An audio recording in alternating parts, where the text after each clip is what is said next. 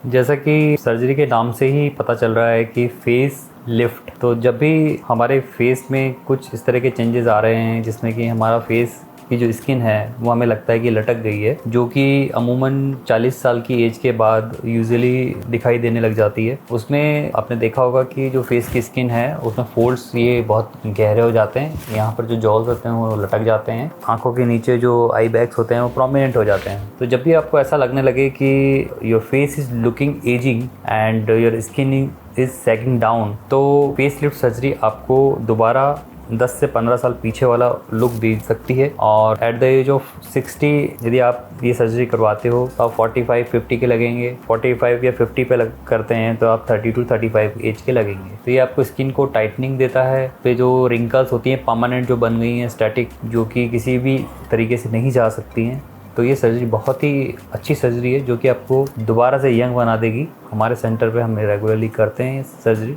Usually जो face lift surgery होती है आजकल शॉर्ट स्कार सर्जरी भी बोलते हैं इसको, एक बहुत ही छोटे से कट से जो कि कान के आगे की साइड में लगता है उससे की जाती है। इसमें कोई निशान नहीं दिखता है क्योंकि ये बालों में छुप जाता है और जो कान की हमारी नेचुरल लाइंस होती है उसमें छुप जाता है। जो भी लोग कराने जा रहे हैं उनको ये डर रहता है कि कोई भी सर्जरी में निशान रह जाएगा, तो इसमें निशान का कोई डर नहीं रहता, वो छुप जाता है क्योंकि वो कान के जस्ट आगे लगता है और वो पीछे बालों में छुप जाता है। सर, जब कोई फेस लिफ्ट सर्जरी करवाने के लिए हॉस्पिटल जाता है, क्लिनिक जाता है, तो उसको वहाँ क्लिनिक में, हॉस्पिटल में कितना टाइम डज इट टेक, और उसके बाद में जो एक हम डाउन टाइम कहते हैं ना सर, मतलब जो रिकवरी टाइम होता है वो इसमें कितना रहता है सर आमतौर पे? 1 से 2 घंटे का टाइम इसमें पूरी सर्जरी में लगता है। रिकवरी टाइम में आपको करीब 1 या 2 दिन आपको हो सकता है अस्पताल में रुकना पड़े, क्योंकि सर्जरी के बाद कुछ स्वेलिंग आती है फेस पे। तो यदि आप वो स्वेलिंग के साथ घर पे जाते हो तो हो सकता है आपको कुछ डर लगे कि मेरा चेहरा सूज गया है या उसमें कुछ ब्रूजिंग आ जाएगी, ब्लूइश टाइप की स्किन में ब्रूजेस आ जाएंगे, क्योंकि पूरा स्किन का एक फ्लैप उठ के और फिर वो टाइटनिंग होती है और अंदर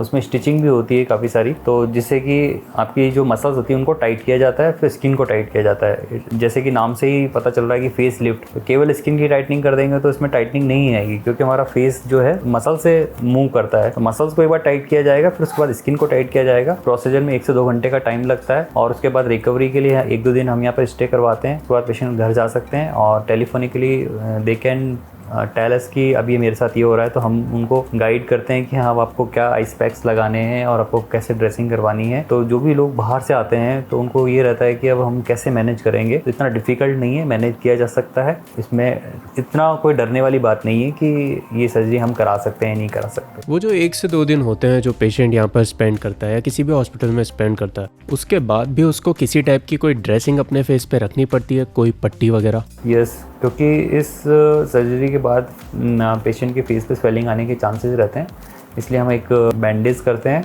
ताकि उसकी स्किन को कंप्रेशन मिले और उसमें कोई हेमाटोमा या कोई सिक्रीशन ना इकट्ठा हो स्किन फ्लैप के नीचे, ताकि स्किन भी सेफ रहेगी और उनके कोई हेमाटोमा भी नहीं बनेगा और रिकवरी भी फास्ट हो। सर, कितने टाइम के लिए कवरिंग या ये ड्रेसिंग रहती है सर?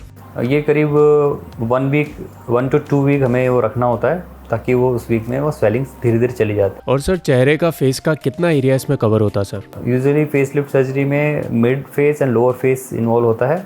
जो अपनी आई लिड्स होती हैं, लोअर आई लिड, वहाँ से लेकर और इवन ये जो गर्दन होती है, तो हम गर्दन को लिफ्ट कर सकते हैं, लोअर फेस को और मिडल फेस को हम लिफ्ट कर सकते हैं। अच्छा, तो वो जो सर कवरिंग रहती है वो क्या इस रीजन से इस रीजन तक पूरे रीजन में रहती है या नहीं? वो हम लोग एक राउंड शेप में ड्रेसिंग करते हैं। जो हमारा जो स्कार होता है इंसिजन, उसको हमको प्रेस करना होता है, थोड़ा सा चीक जो ये वाला एरिया था उसको प्रेस करना होता है। बाकी फ्रंट में हम कोई फेस पे ड्रेसिंग नहीं करते हैं। Sir, most importantly I would like to ask you, कितना खर्चा किसी को फेस लिफ्ट सर्जरी करवाने के लिए करना होता है? जो कॉस्ट आती है वो हॉस्पिटल इंफ्रास्ट्रक्चर कैसा है, डॉक्टर का एक्सपीरियंस कैसा है, उनका ओटी स्ट्रक्चर कैसा है और रिकवरी सिस्टम कैसा है, उस पर डिपेंड करता है। तो कुछ हॉस्पिटल सर्जरी के चार्जेस करते हैं, कुछ हॉस्पिटल जो हैं वो कंप्लीट पैकेज बना के देते हैं। जब भी कंप्लीट पैकेज बना के दिया जाता है वो आपके लिए हमेशा बेनिफिशियल होता है, क्योंकि उसमें एंट्री टू एग्जिट आपका एक पैकेज बना दिया जाता है। उसमें आपको जो भी एंटीबायोटिक हैं, जो भी ड्रेसिंग्स हैं, प्रोसीजर के दौरान कोई भी आपको यदि मान लो मेडिसिन लग रही हैं, सूचर्स लग रहे हैं, तो वो उसमें इंक्लूडेड होते हैं, तो आपको बार बार उसका खर्चा नहीं देना होता।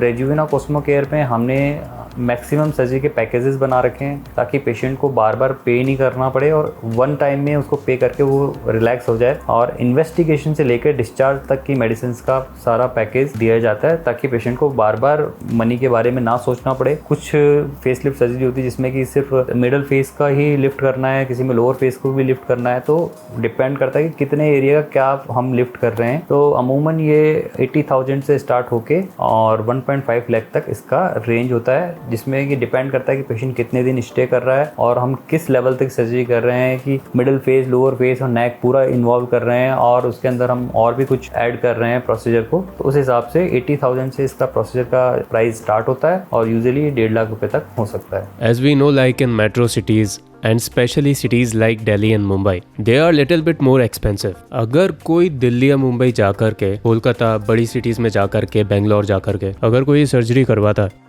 तो भी क्या 1.5 lakhs के अंडर उसका काम हो जाएगा? बिल्कुल नहीं हो पाएगा, क्योंकि बड़े शहरों में एक्सपेंसेस ज़्यादा होते हैं, हॉस्पिटल एक्सपेंसेस ज़्यादा होते हैं क्योंकि उनकी कॉस्टिंग ज़्यादा आती है। हो सकता है कि डॉक्टर का एक्सपीरियंस सेम हो, लेकिन वहाँ के जो हॉस्पिटल होते हैं उनके डेली रूटीन जो एक्सपेंसेस होते हैं वो ज़्यादा होते हैं क्योंकि वो बहुत ही बड़ा हॉस्पिटल रन कर रहे हैं। इवन छोटा भी कर रहे होंगे तो मेट्रो सिटीज़ के एक्सपेंसेस ज़्यादा होते हैं, तो उसके अकॉर्डिंग आपको एक्सपेंसेस देने होते हैं। जैसे कि कोई भी सर्जरी जो इंडिया में हो रही है या आप उसको उस सर्जरी को, उसी सेम सर्जरी को आप लंदन में जाके करवाएंगे तो definitely it will be costlier. तो जो सर्जरी का कॉस्ट होता है वो एरिया के हिसाब से भी डिपेंड करता है, लेकिन इसका मतलब ये बिल्कुल भी नहीं है कि वहाँ पैसा ज़्यादा ले रहे हैं तो वहाँ सर्जरी ज़्यादा बेहतर होती है, ऐसा कुछ भी नहीं है। आप एक छोटी जगह पे जाके और ये सर्जरी करा के ज़्यादा अच्छा रिजल्ट पा सकते हैं बजाय इसके कि आप बड़ी जगह जाके और वहाँ ज़्यादा पैसा खर्च करो।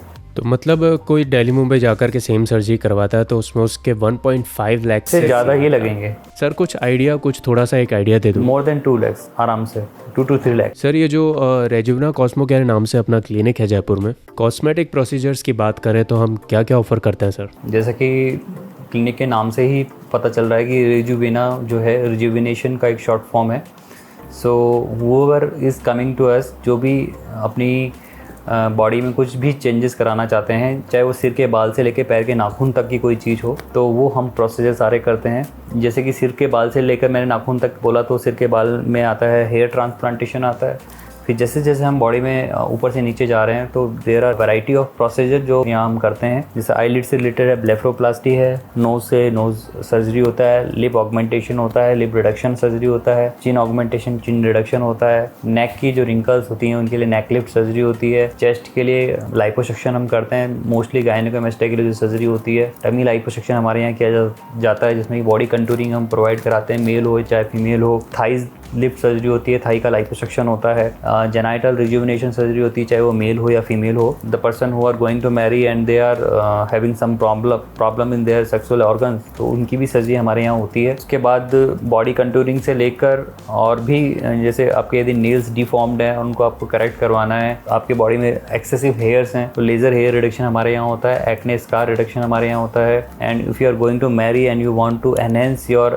कॉम्प्लेक्शन और ग्लो, तो उसके लिए डिफरेंट टाइप के मेडी फेशियल्स हमारे पास मशीन्स हैं, एडवांस मशीन्स हैं, उनसे हम यहाँ प्रोवाइड कराते हैं। किसी भी तरह का रिजुविनेशन करना है फेस पे, आपको चेंजेस, कुछ लेज़र नॉन इन्वेजिव प्रोसीजर कराना है, फेस लिफ्ट कराना है, जैसे कि उसके लिए हाईफ्यू एक मशीन होती है जिससे कि फेशियल स्किन टाइटनिंग की जा सकती है विद इन 1 or 2 hours। वो छोटा सा एक प्रोसीजर होता है जिसमें कोई कट नहीं लगता, कोई टाइम नहीं लगता। इसी तरह से जो नॉन इन्वेजिव और इन्वेजिव 2 तरह की प्रोसीजर होते हैं जो कि रेजुविना कॉस्मो केयर रेगुलरली करते हैं। Any type of cosmetic surgery we have experts team here, plastic surgeons की हमारी टीम है यहाँ पे जो कि डिफरेंट तरह के प्रोसीजर के लिए स्पेशलिस्ट हैं और वो यहाँ पर प्रोवाइड कराते हैं। दोस्तों इस वीडियो के डिस्क्रिप्शन में आपको रेजुविना कॉस्मो केयर के कॉन्टैक्ट नंबर्स मिल जाएंगे, तो अगर आप में से कोई भी इंटरेस्टेड है, कोई इंक्वायरी भी करना चाहता है कॉस्मेटिक सर्जरी से रिलेटेड, तो आप डिस्क्रिप्शन में जाकर वो कॉन्टैक्ट नंबर यूज़ करके रेजुविना कॉस्मो केयर कॉन्टैक्ट कर सकते हैं और